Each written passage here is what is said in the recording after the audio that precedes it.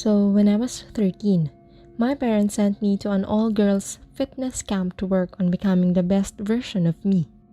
Well, let's be honest here, it was a fat camp. And it was as horrible as you can imagine. Bad food, all-day exercise, and god-awful counselors. The camp took place on a college campus where they had us sleeping in dorms of 2 girls per room. But I had high hopes that it wouldn't be a complete waste of a summer as my roommate seemed like a great girl. Let's call her Mary. We had similar interests and the same style. It seemed like a perfect match. We would chat late into night planning our escape from the camp, bemoaning having to give up our cell phones, though secretly I had managed to sneak mine in, and talking about our families and how much they sucked for sending us here. To be honest, I was surprised that she was even at this camp. She was actually pretty fit, and her parents had signed her up for the whole summer, versus mine only sending me for 2 weeks. Only 2 days after being in this place, I was pulled aside by another girl who I had become close friends with. She warned me that Mary had a lot of issues, and the reason why she had been sleeping in a single for X amount of time was because no one else wanted to room with her. Well, I brushed it off, thinking it was just rumors and other girls being mean. That day at lunch, Mary seemed rather mad at me, and for the life of me, I couldn't figure out why. So when I got a chance, I asked her what was up. She ranted at me about how everyone was so mean and was I going to leave too? She went on to explain how this one girl she was rooming with switched rooms because she made friends with this popular girl and that she made up lies to be popular. And, silly me, I believed her. We continued hanging out, and only now do I realize how she was keeping me from hanging out with anyone else. Near the end of my first week, the camp took us on a long walk over to the local pool. It was a big deal as it was super hot and only a once-a-week activity. Mary and I were super excited to go. When we got there, we quickly claimed some chairs and left our stuff there. As Mary had been at the camp for several months, she didn't have to pass some stupid "can you swim" test that I assume is mandatory in most camp settings. So we were separated for about 20 minutes. After I passed with flying colors, "Thank you, swim team," I jumped into the pool and just started floating around. I heard her calling my name and saw her waving me over to the deep end of the pool. I swam over and asked her what was up, and she said she wanted to show me something. Next thing I know, her hands are around my neck and she's shoving me around underwater. Now, I am a good swimmer, and I am very capable of holding my breath for quite a long time, but never in my life had anything like this happen to me, and I panicked and opened my mouth to scream. Luckily, before my mind had even processed what was happening, I had kicked up my legs and shoved her back and made a desperate escape. Somehow, I managed to swim away and pull myself out of the pool. As I caught my breath and began to process what had just happened, I looked back at her. She was just staring at me. I quickly grabbed my stuff and ran into the bathroom and called my mom. I was in tears as I explained what happened, and it was very obvious she didn't believe me. I stayed in the bathroom until we left to go back to the camp. I didn't leave the counselor's sides the entire walk back. When we arrived back at the camp, I was pulled aside by one of the women in charge. She very rudely demanded I give her my cell phone. I, of course, denied having one and asked why she thought I did. She told me that my parents had called about some assault that had happened to me, and they told them I had called. Quickly, I excused it, saying I borrowed a phone from a lady at the pool. Thankfully, they bought that. They told me that I would be moved to a new room the next day and that I had to spend the night with Mary one last time. Furiously, I begged them to please let me sleep on the floor of another girl's room, but they insisted I was being melodramatic. As soon as I was left alone, again, I raced to the closest bathroom and called my mom. That's when I learned the truth about Mary. I wasn't her second roommate, nor her third, fourth, or fifth. I was the sixth girl to stay in a room with her. 3 of her roommates had left camp early, and the other 2 had switched rooms at the first opportunity. All 5 girls had made allegations of violence from Mary against them, but the camp refused to do anything and insisted she was just a troubled girl who wanted to make friends, or as they told my parents, well, she has had some issues in the past. That night, I didn't sleep at all, and neither did Mary. She sat up in bed staring at me all damn night. I could feel her watching me, and I was terrified. I had my phone clutched in my hand with 911 dialed and ready to call at any moment. I practically cried when the sun came up. That day, I was moved to a new room in a different building and somehow managed to break my foot in the process, so my parents drove up and took me home with a cast on my foot to commemorate my time there. To this day, I have had issues from what this girl did to me, and I have never been able to live with roommates or make friends as easily. So Mary, wherever you are out there, let's never meet again.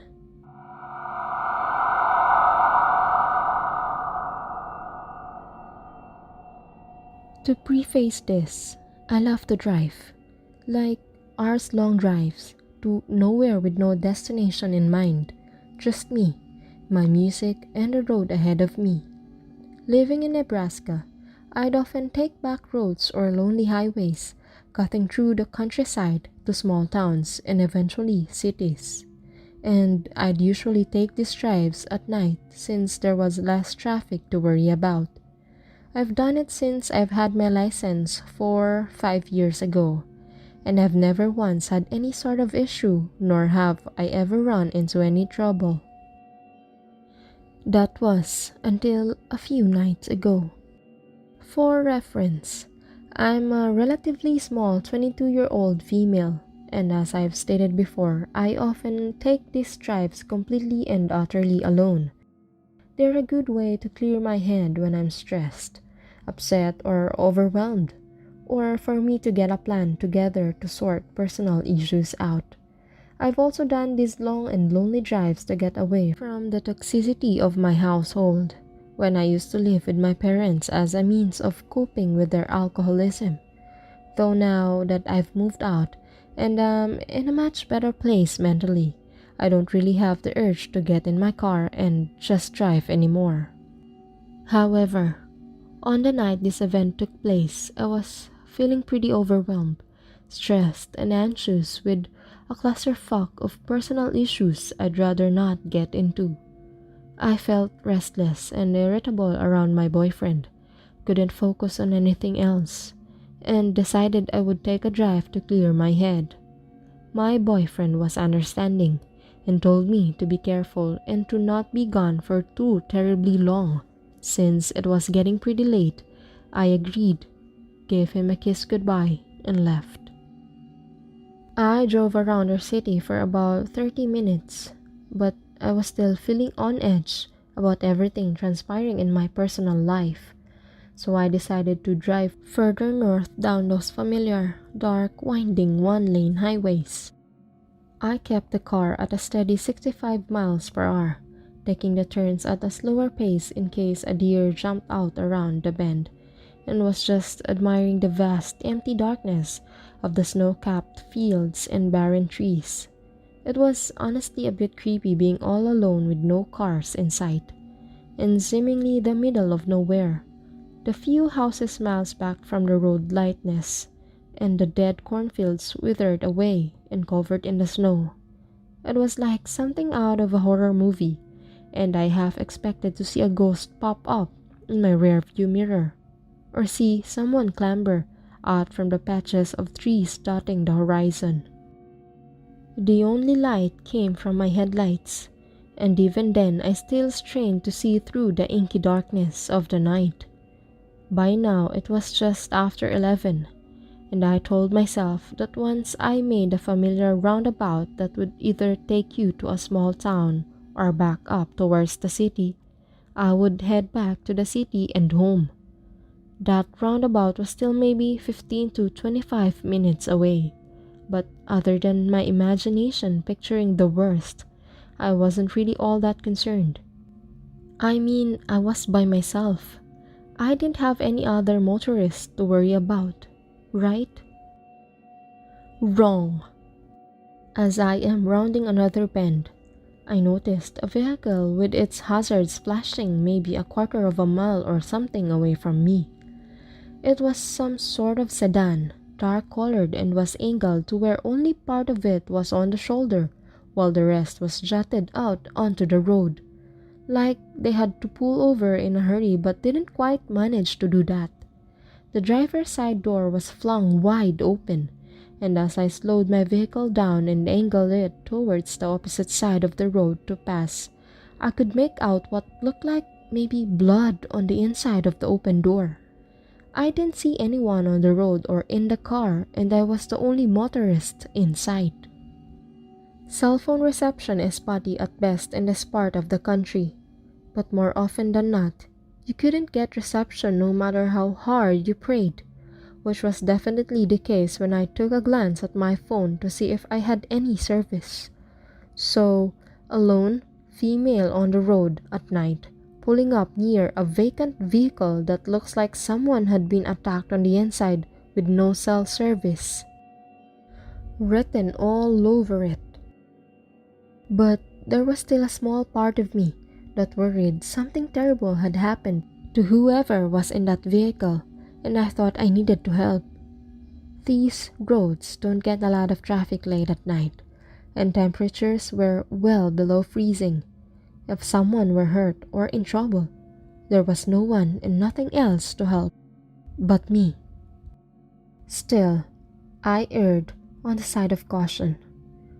I was still driving my car, though a bit more slowly, and as I approached the vehicle, I rolled down my passenger window a bit, shut off the music, and called out, "Hey, anyone there?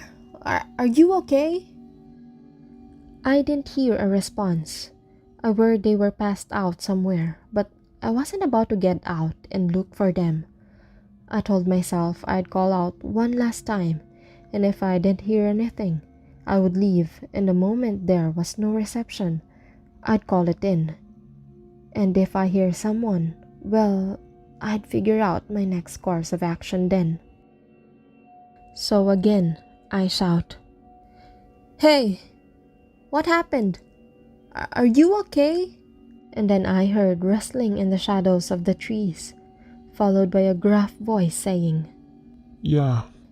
I was relieved at first and was about to say something in response or possibly even stop my car and get out, when I noticed three things nearly simultaneously.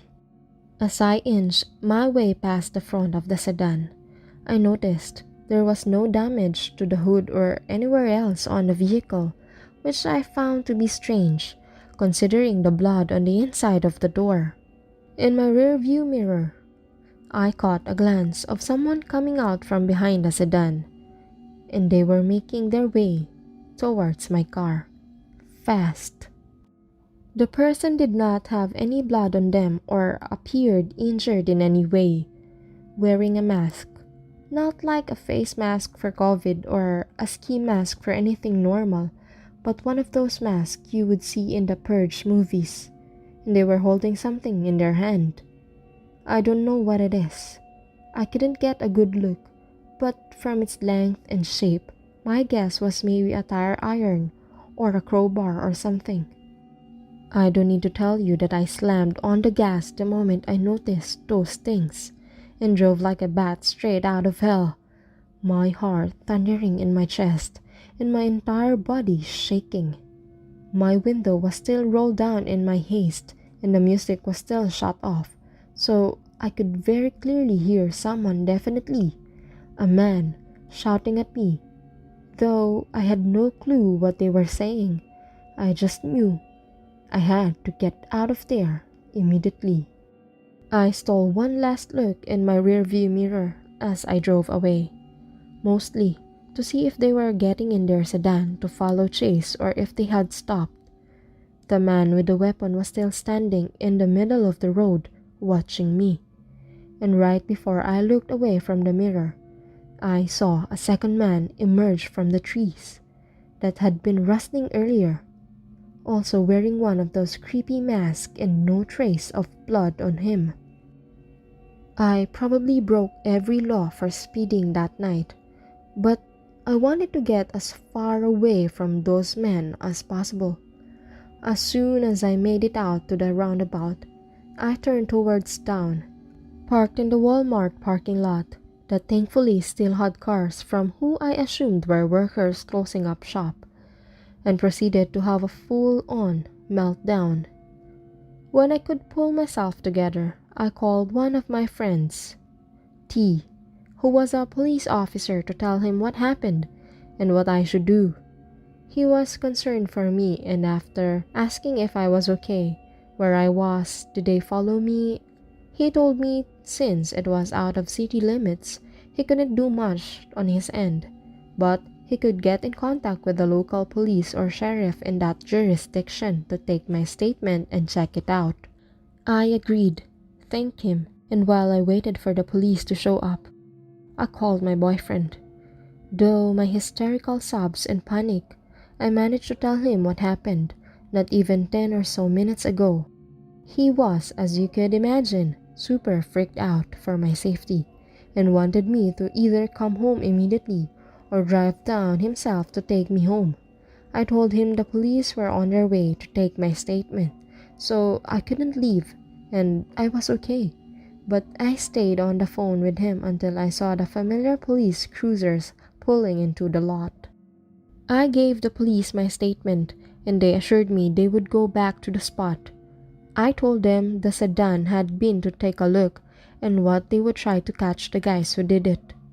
Though with no cameras and no description of the men, I wasn't sure if they'd able to do it. I didn't even get the license plate number, though at the time of my panic, the thought never came to my mind until the police were asking if I got it. All they had to go off of was a dark colored sedan and two guys with masks. After I gave my statement, I went home and stayed curled up close to my boyfriend the whole night, listening to every sound the house made, in fear it would be those guys arriving any minute to finish whatever it was they started. Since the incident, I haven't heard back from the police about whether or not they have any leads, and I'm not sure they ever will. I'm just thankful I'm still here, and that I didn't stop my car or get out. I'm not sure what would have become of me if I had. I still have so many questions that have no answers. What were they doing? Why? Was that blood on the inside of the car, or just a ruse to get more attention? If it was really blood, did they hurt someone else? What would have happened to me if I had stopped my car?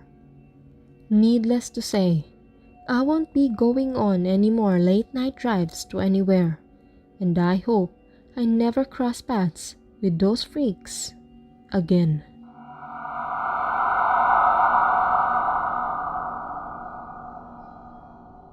This is a story that my father has told me multiple times. My dad is a logger, specifically one who operates a tree saw, which is basically a giant machine that is capable of cutting down massive trees and cutting them to specified length. Which means he spends a lot of time alone in deep forests. The way my dad's logging crew was set up, that he would be told where he was supposed to cut down trees, and he would go to that and paid based on the amount of trees he caught, not on how long it took him. So my dad used to work 16 to 20 hours a day, constantly to get done as quick as possible, and then the rest of the crew would come clean up the trees and ship them to the mill. He used to work around 50% of the time alone and the rest of the time with another tree saw operator named Renee. They would use radios to communicate back and forth when they were working together. This is relevant down the line. My dad and Renee were put on a new job site and were about 10 days in, and everything was going as planned. But they were constantly hearing weird chitter-chatter over the radio that was such poor quality, no words could be heard, and whatever radio channel they changed to it followed them. As they progressed through the job and went further up the mountain, the words from the radio slowly became more audible. Both of them agreed based on the small parts of conversation they could hear that something was wrong. They also started finding weird containers all over the place and signs that people had been there. People should not have been here. This was a 2.5-hour drive up a mountain. They had to spend 3 weeks clearing out the road so their trucks and equipment could make it up. They come to the realization that they are in a very secluded area with people who shouldn't be there, and the worst part is that they aren't scheduled to leave for about another week. They would only leave to refuel and fuel truck with gasoline for the machines. They would buy supplies and sleep in campers. One day, Renee come across a tent and calls my dad over. They investigated the tent and find one lone sleeping bag and a duffel bag. They investigate the duffel bag and find many pairs of children's underwear and things that appear to be a rape kit like rope, duct tape, sketch images of children being molested, and photographs of children that appear unaware they are being photographed. In the tent, they also found a small amount of food, which includes canned goods, and an apple which proves the tent has been occupied recently because there was no mold on the apple. They are now on the mountain, alone, which at best case scenario is just a really fucked up individual. Renee instantly wants to get the fuck out of there, but my dad, being the hardest working person I've ever met, insists that they need to finish the job and get the fuck out of here. They decided that they will not talk over the radios except in cases of emergency and see if they can hear something over the radio. They are now in close enough range of whoever has been talking over the radio to hear the conversations between two men about collecting water and food for the fire. Nothing abnormal except for the fact that these guys don't fucking belong here and that the tent was undoubtedly theirs. At the end of the workday, my dad hears them on the radio talking about one of them collecting brush for a fire. My dad hops on the radio and attempts to communicate with them about what the fuck they are doing. I believe he said, "Who are you? And what are you doing here?" After this, the conversation between the men abruptly stops and they never pick up. That night, Renee wakes my dad up and whispers for him to get his gun. Someone's outside. My dad has told me that the first thing he hears when he wakes up is the quiet shuffling of footsteps. My dad fumbles for his gun and found out that he doesn't have it loaded and has little clue where his rounds are. And Renee has nothing. And the thought of calling police is absurd for multiple reasons.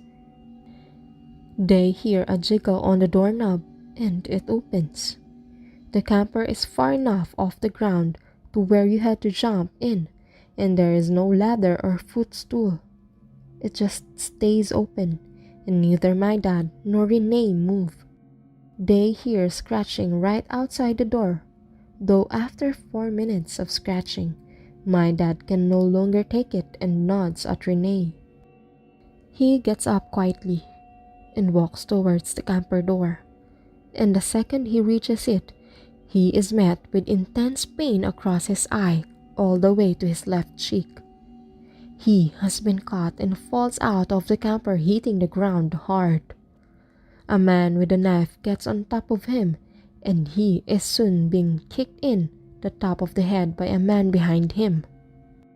Renee leaps out of the trailer and manages to get the man off my dad, and my dad gets up and realizes that the second man without the knife is running away, and the man with the knife is scrambling away from Renee and starts running alongside his accomplice. My dad and Renee get into the truck and drive to the nearest hospital to treat my dad's cuts, and later reported the events to the police.